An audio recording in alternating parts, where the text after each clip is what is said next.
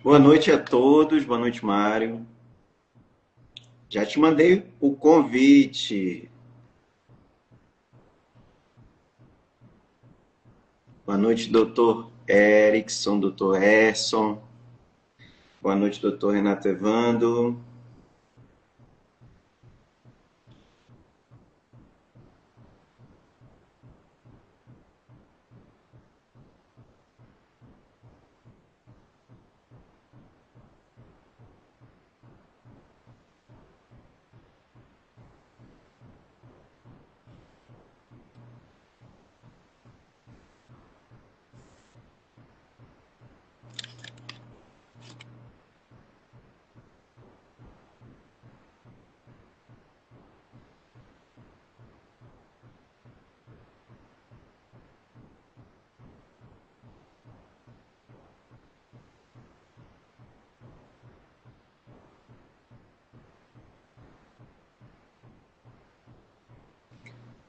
Doutor Mário, o seu Instagram ele é aberto? Precisa estar aberto para a gente poder que o convite ele seja aceito, certo? Então, dê uma olhada nas configurações do seu Instagram para permitir que a gente possa ter acesso, porque como nós temos várias pessoas que não são do seu Instagram, então só existe a liberação para live quando a configuração do seu Instagram ele permite o acesso ao seu Instagram por parte de pessoas que não têm ele aberto. O que está acontecendo então aí? O senhor pode informar o que está acontecendo?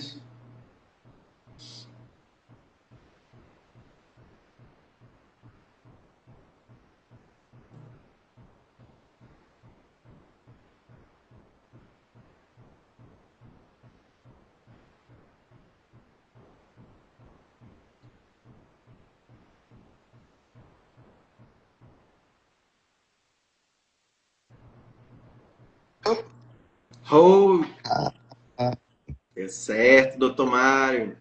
problema de usuário. Porque a gente foi. Mas sei não, eu Isso que importa. tava aceitando, não. Eu aceitava, ficava processando, não ia. Agora foi. Maravilha, maravilha. É só ajustar aqui agora a câmera para a gente começar nossa live. Bom, pessoal, primeiramente, boa noite a todos que estão participando agora nesse momento e aos que vão assistir depois, que a live vai ficar gravada no Instagram. Aqui as pessoas, hoje em dia, é todo mundo muito corrido, mas muita gente me procurou no privado falando, né, que gostaria de ver depois. Então, a gente vai começar já de imediato, para não enrolar. A minha proposta com essas lives é realmente fazer uma coisa dinâmica, rápida, com a participação de todos que puderem participar, que a gente possa trazer sempre temas atuais, certo? Então, sem mais delongas, doutor Mário, muito obrigado pela sua participação, tirar um tempinho aqui para a gente, para poder explicar melhor o assunto, certo? E agradecer. O senhor está nos Estados Unidos nesse momento, doutor? Tô aqui. Não voltei não pra esse canal, esse Natal. Vou ficar aqui, por aqui. Maravilha. Então, primeiramente, boa noite a todos.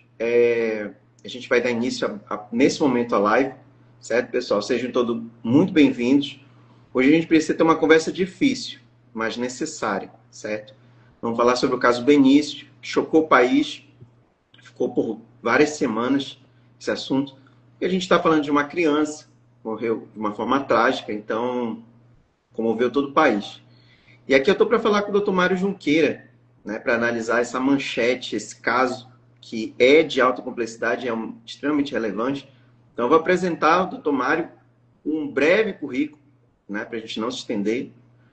Então, o doutor Mário Junqueira, ele é médico e estrategista médico legal com mais de 13 anos de experiência. Atualmente é mestrando em Direito pela University of Pennsylvania, nos Estados Unidos, fundador da Pericial Med e foi o autor do relatório que fundamentou uma decisão judicial nacional no Brasil, redefinindo padrões de segurança para mais de 400 mil dentistas. Foi corregedor do CRM do Distrito Federal e, atualmente, é o presidente da Associação de Medicina Legal e Perícia Médica do Distrito Federal. Então, doutor, eu queria lhe fazer uma pergunta. Para quem pegou o bonde andando, o que aconteceu exatamente? Resume aí para a gente. Bom, Anísio, muito obrigado pelo convite para a gente estar aqui compartilhando e tendo a oportunidade de compartilhar esse assunto difícil, né? O que aconteceu nesse caso, assim, o resumo do que aconteceu, né? Para quem não viu a machete do Fantástico. Era uma criança de 6 anos, e essa criança de 6 anos, ela estava com a laringite leve, ela já tinha comparecido no hospital há um mês, e ela tinha sido tratada com adrenalina inalatória. Aí ela volta um mês depois no hospital, mais ou menos com os mesmos sintomas. A médica, então, prescreve, pensa que prescreve adrenalina inalatória, mas prescreve de fato adrenalina intravenosa, que é na veia. E aí essa criança, então, vai para ser medicada. A técnica de enfermagem, que tinha 7 meses de graduação, que ela tinha 7 meses que ela tinha formado, aplica essa adrenalina intravenosa, e a criança tem 6 paradas e falece. Então, esse é um resumão ali para quem. Só para a gente começar o assunto. Foi uma tragédia absoluta, né, doutor? E aí Com entra a certeza. polêmica. Eu queria perguntar para quem está assistindo, certo? Se você somar a conduta da médica com a da técnica, de 0 a 100, quantos vocês acham que elas contribuíram para a morte? Ou será que a culpa é do sistema? Coloca aí nos comentários, de 0 a Que 100. que- Quem está participando aqui da live já pode interagir aqui com a gente, certo?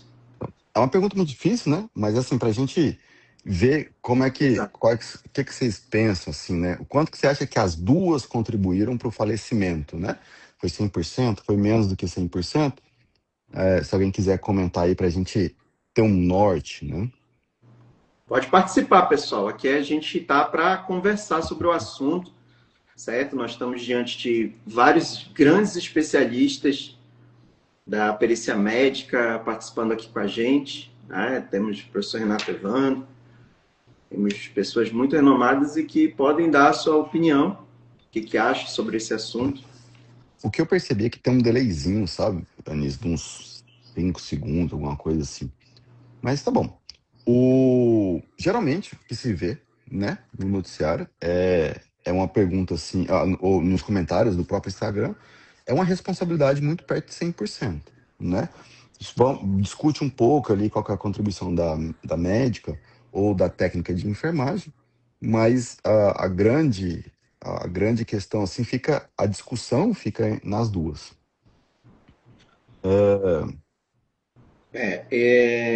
O que acontece, né, pessoal? Assim, a gente muitas vezes tende a ter um olhar um pouco meio enviesado, dependendo de como a gente observou essa situação. Só tive a oportunidade de chegar à informação através da mídia. Eu tive a oportunidade de receber essa informação pelo Instagram, eu fui mais aprofundado. É um caso complexo, é um caso duro, é um caso difícil, porque quando envolve criança, né? Quando envolve criança e o combo erro médico, né? Um médico, isso realmente tem um impacto muito forte. A verdade é essa. A gente está falando aqui de, um, de um caso que tem um envolvimento nacional, onde todo mundo ficou sabendo. É um caso grave, que teve um desfecho infeliz, e que, infelizmente, a informação que a gente recebe é muito, muito parcial. É aquilo que tem que ser midiático, né, doutor?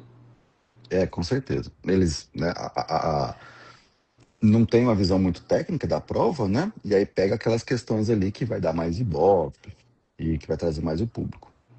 Mas, E, Mário, assim, com relação à questão do sistema que foi, assim, muito forte por parte da defesa da médica, né?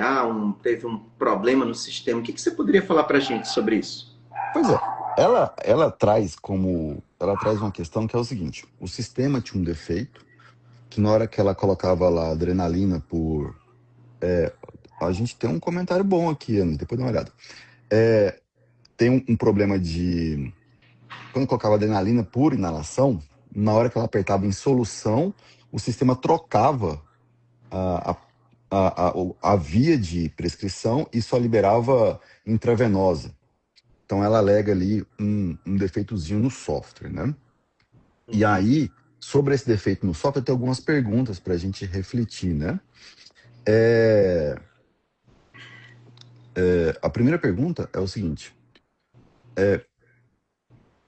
os médicos, eles receberam treinamento para esse software, né? Esse bug que estava no sistema, desde quando ele existe? Ele apareceu, tipo assim, ontem, 24 horas antes do, do, do, do- do acidente fatal? Ou ele já estava meses acontecendo isso? Se ele já estava meses acontecendo isso, que é o mais provável, quantos médicos conseguiram identificar esse sistema, não só nesse hospital, mas em todos os outros hospitais que aqui esse sistema é comercializado, e não tinha um canal apropriado para ele reportar? Ou seja, assim, o hospital, o ideal é ele ter um canal em que os profissionais que estão atuando, não só o médico, ele tenha um canal para falar preocupações, não necessariamente alguma coisa que está errado, mas falar assim, olha, esse jeito que está sendo, que está feito aqui, me causa preocupação. E aí tem alguém para avaliar isso. Tinha esse canal para esse médico ali estar compartilhando essa preocupação? O fabricante do software, ele já estava ciente desse defeito? Se estava, ele fez alguma coisa? Se fez, o hospital deixou de atualizar o sistema? Então, sobre essas questões, uma outra questão muito importante, era um sistema de prescrição que não olhava idade, peso e superdosagem. Tipo, uma pessoa pode escrever uma superdosagem sem nenhum tipo de aviso na tela. Então, são questões assim só do software que, por exemplo, a gente precisa olhar. Dr. Renato Evandro, ele falou assim, além da médica e da auxiliar, oportuno lembrar a liberação pelo farmacêutico desta prescrição e também um sistema de TI que não bloqueie uma prescrição fora de protocolo. Sem dúvida, como o Dr. Mário acabou de falar, né, essa questão de uma sucessão de erros e um problema que a gente vê de uma maneira geral, não é só nesse caso aqui agora. Eu vou falar para a minha realidade, vou puxar para a minha realidade que vocês enfrentam aí como peritos médicos. Eu trabalho eminentemente na Justiça do Trabalho e mês passado, no início do mês, nós tivemos um bug onde os peritos não eram intimados, as varas achavam que o perito estava sendo intimado e o que acontece? Muitos juízes me mandaram notificações com, assim, cobranças como se eu tivesse sido realmente cientificado, 48 horas ou multa, aquelas coisas. E aí eu disse, opa, mas peraí, eu não estou nem sabendo dessa situação. E aí depois, só depois que veio, né, um aviso para os tribunais informando que eles estavam notificando e que os peritos não estavam sabendo. Mas você pensa que depois veio alguma coisa, não, desculpa e tal. Não, vem só o rabo de foguete. E alguns peritos, às vezes, nem sabem que não foram notificados. Eles acham até que pode ter sido notificado, perderam prazo, né? E fica aquela coisa. Então, é muito importante se avaliar essa questão do sistema de informática, que é um absurdo você não ter um bloqueio, tá? Tem uma coisa esdrúxula, né? Uma coisa fora do padrão. Por que a gente chega nesse ponto e não existe um bloqueio, até mesmo uma inteligência artificial que faça um rastreio já, né, nesse sistema? Porque se é uma coisa que é amplamente utilizado, não existe uma justificativa. Outra, esses médicos eles foram treinados, a equipe foi treinada para utilizar, para resolver um problema. Existe um canal, como você falou, todo mundo estava sabendo, ninguém estava sabendo desse problema, porque todo mundo analisou essa prescrição e não interveio, certo? Não, porque a médica prescreveu. Isso não é justificativo, certo? Por que foi liberado? Por que aconteceu essa sucessão de eventos? Ninguém, cara, isso é, sinceramente, desde a minha época que era acadêmico, que se discute a questão de cuidado com a adrenalina, cuidado com a adrenalina. Não é possível que você veja uma prescrição, uma coisa dessa, tão fora do padrão. É a mesma coisa que tivesse escrito aplicar soda cáustica no paciente. Por que ninguém fez nada? Né? Então, isso é um ponto a se debater. Essa questão, assim, era mais do software, né? Tem uma outra questão muito importante, que é a questão de comunicação em equipe. O que acontece? Principalmente na saúde, que se está que a segurança do paciente é a máxima, né? Quando algum dos profissionais envolvido no tratamento do paciente se sente desconfortável com algo, a palavra aqui nos Estados Unidos é desconforto, tá? Eu não estou confortável com isso. Quando você não está confortável com isso, você compartilha isso com os membros da sua equipe. Olha, essa prescrição aqui tá estranha, é isso mesmo? O que que é? Então, na segurança aqui, né, na saúde não, mas na segurança também tem assim, se você viu alguma coisa, fale alguma coisa. É mais ou menos a mesma coisa, só que escrita de outra forma. Então, mas assim, existe uma questão da segurança que é fortalecer muito a comunicação entre a equipe. Tipo, se comuniquem.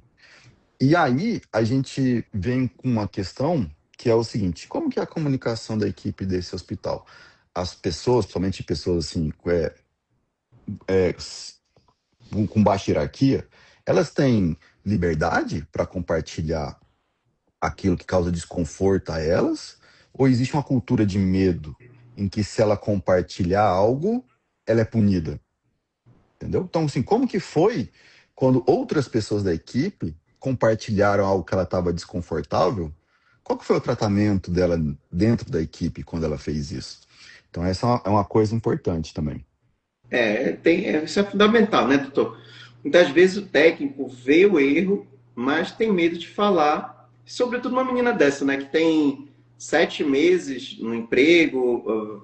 Às vezes a gente sabe também que um plantão pesado, um plantão difícil, pode haver uma rusga, pode haver um certo desconforto, pode até haver um transtorno quando você pode. Eu não preciso ir para a técnica, mas, por exemplo, se nós médicos fôssemos questionar uma conduta do diretor do hospital, também isso poderia gerar um certo desconforto. Então, realmente, esse ponto até que ponto a técnica poderia ter essa liberdade para poder falar, isso aí é um ponto importante. Por fim, tem a questão do farmacêutico, né? E aí? Pois é, não é só questão do farmacêutico, mas assim, é questão mais de gestão de pessoas, né? Tá bom, o farmacêutico não estava naquele dia. Isso foi um problema daquele dia ou foi um problema crônico? Não, nunca teve farmacêutico no plantão noturno, ou sempre faltou, né? Isso muda muito a situação. Se é um problema que só aconteceu no dia, ele ficou doente, uma coisa assim, quais procedimentos foram tomados? Quem ficou responsável por procurar um outro farmacêutico ou por fazer essa substituição, né? Como que tinha alguém, né? Tinha alguém responsável por fazer isso na equipe?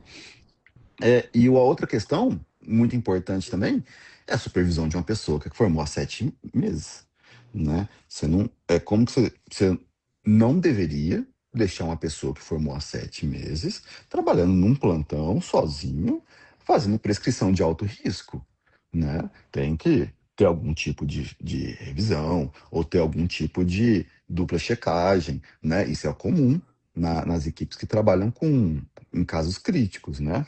Então, assim, essas perguntas são fundamentais. Assim, o Dr. Rubens ele fala assim: a enfermeira do GDF pode prescrever e a técnica de enfermática não responde? Não, são duas coisas, né? A primeira, sim. A primeira é o GDF. No GDF é o governo do Distrito Federal, tá?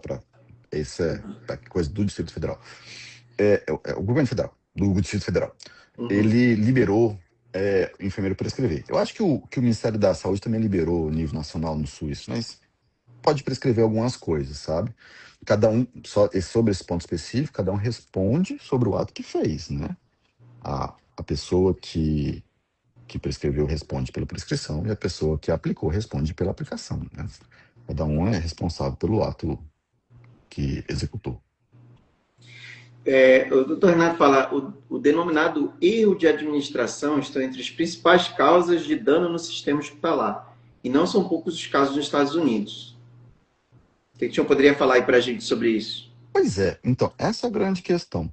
A grande questão é o seguinte: o que eu queria trazer, o que eu queria provocar com esse tanto de pergunta, tinha muito mais, só que eu queria deixar só nessas, que o erro que aconteceu lá na ponta, lá no final, que foi a prescrição e a aplicação, ela é uma consequência de uma cascata de erros, que começou lá atrás, há muito tempo atrás, numa distância muito longe, que envolveu uma quantidade gigantesca de pessoas.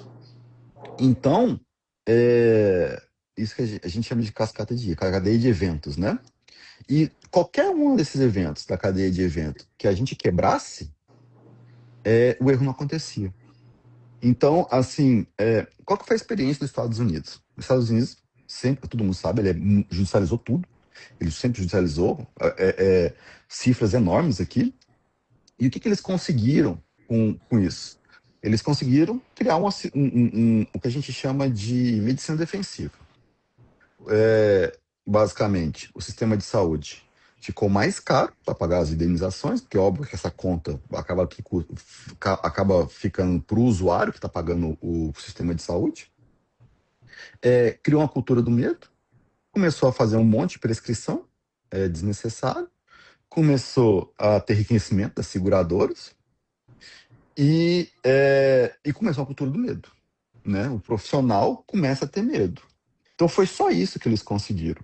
E, no final das contas, não estava diminuindo assim da maneira como a gente gostaria a prevenção do erro e a segurança do paciente, né?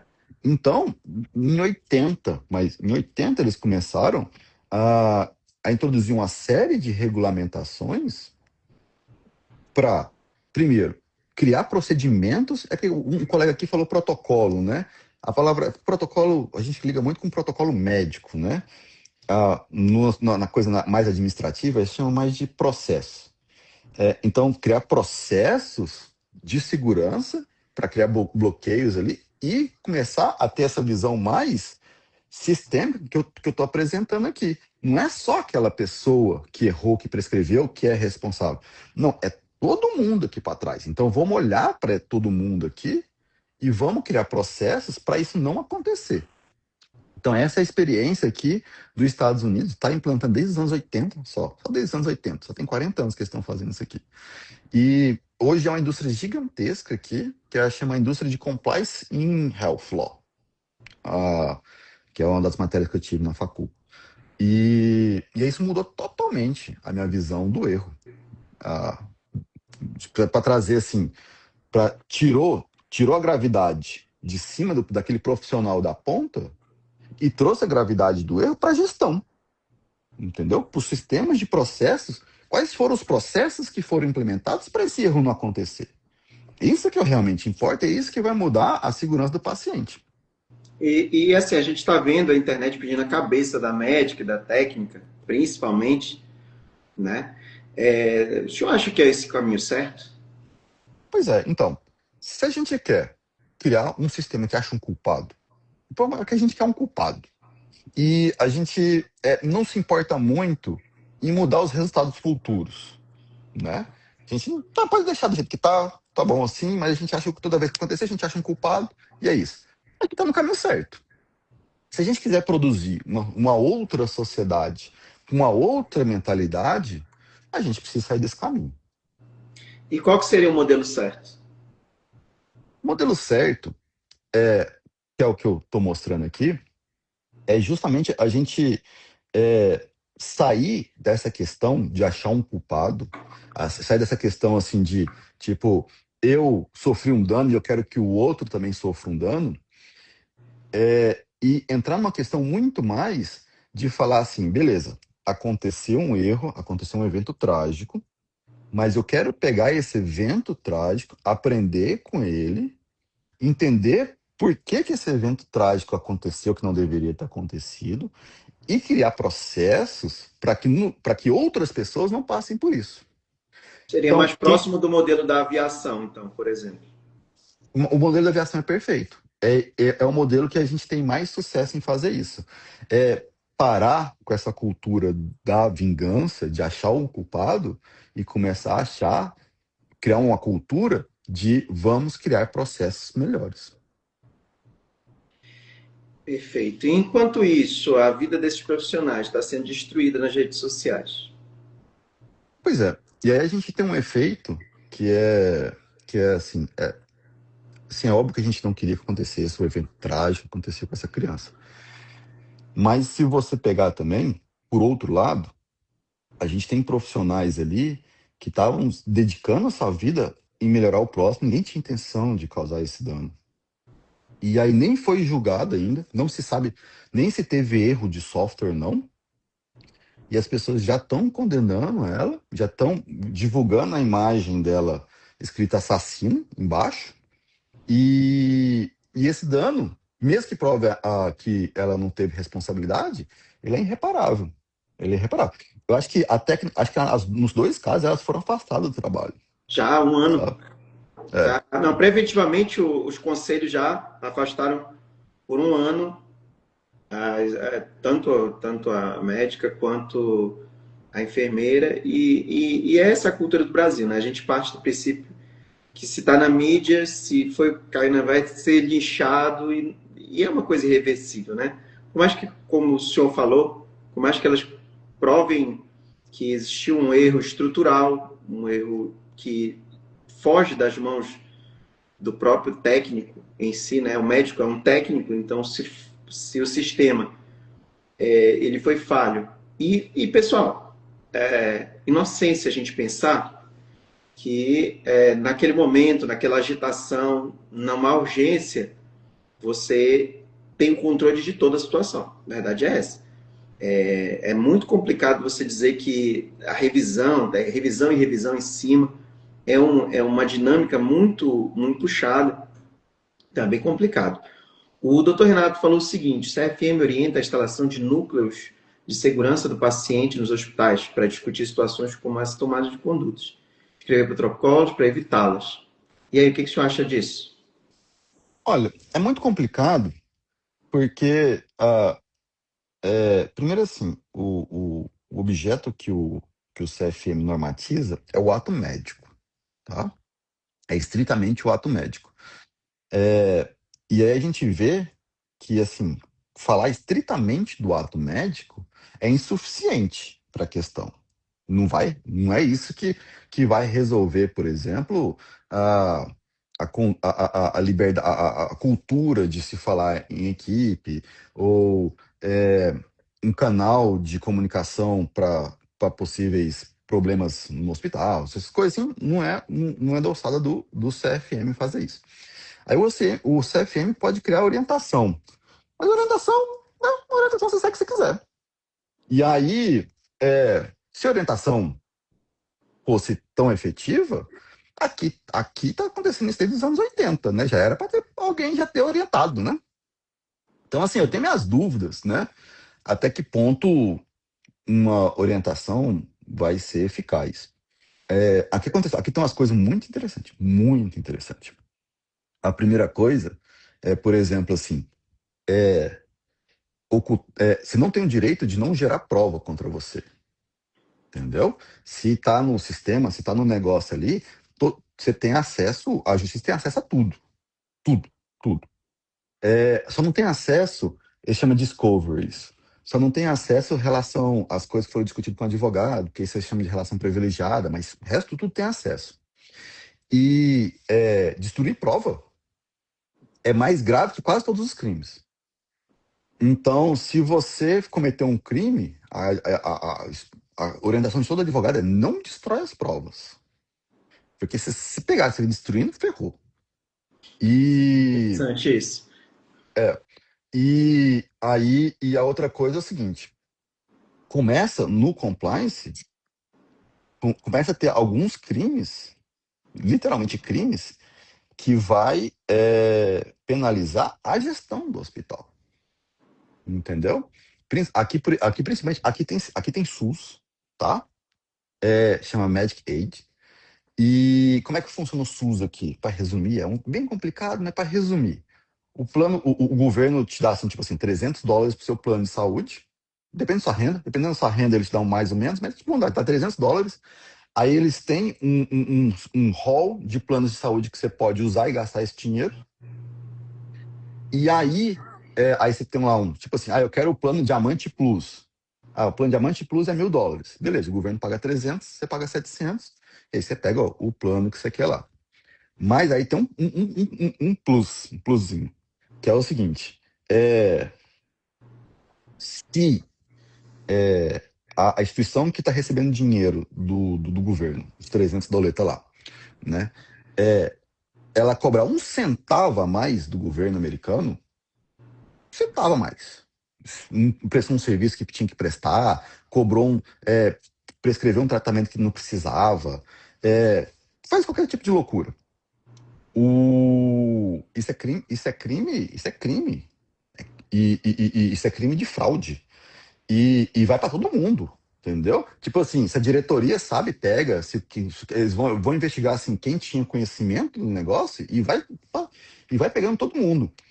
Aí a coisa funcionou aqui, nesses termos, entendeu? Entendi, E entendi. aí assim, ficar só na orientação do CEF, tá bom, né? Então orienta. Perfeito, doutor, falou tudo. Obrigado pela análise. Pessoal, eu vou abrir 5 minutinhos para quem quiser fazer alguma pergunta para o doutor Mário agora. Como eu sempre gosto de falar, lives são curtas, certo? Lives longas não atingem o objetivo, certo?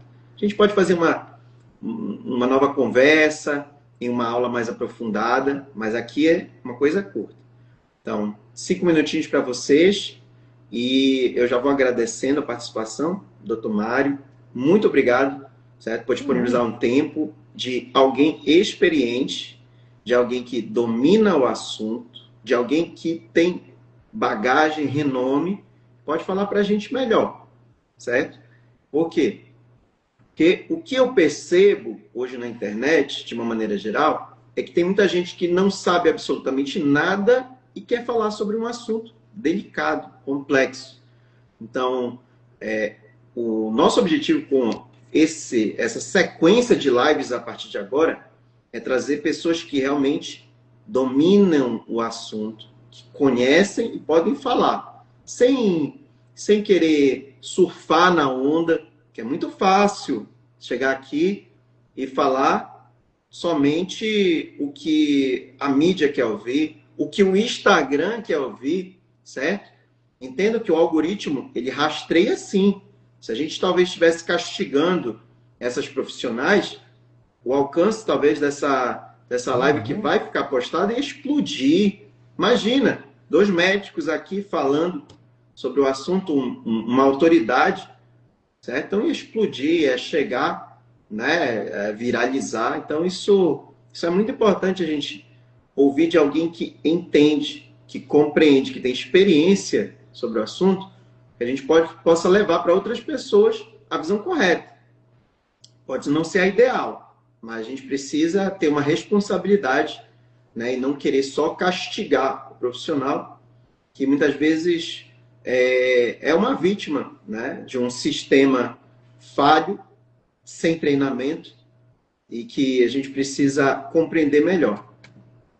Isso que você falou é muito interessante, né? Que é assim, tem um erro gigantesco antes e aí quer culpar só o último profissional, né? Aquele que colocou o último gotinho que o copo derramou. Mas isso é um modo muito antigo de ver e eu espero que, assim, a minha ideia em trazer esse conhecimento, né, é justamente a gente ir semeando e tentando, de alguma forma, a gente trazer uma visão mais ampla, uma visão mais complexa da questão e trazer soluções verdadeiras, né? Porque assim, quando você simplifica muito o problema, como você estava falando, você tem soluções muito simplistas que, na verdade, não vai produzir resultado nenhum. Uma coisa interessante, lá na China, não sei, até todo mundo ter visto, mas né, lá na China passou uma lei falando que influencers sem currículo em medicina e algumas coisas não pode mais falar sobre isso. Acho que tem outro lugar que passou, não sei se passa na criminal, mas acho que tem alguns outros países passando essa lei também, né?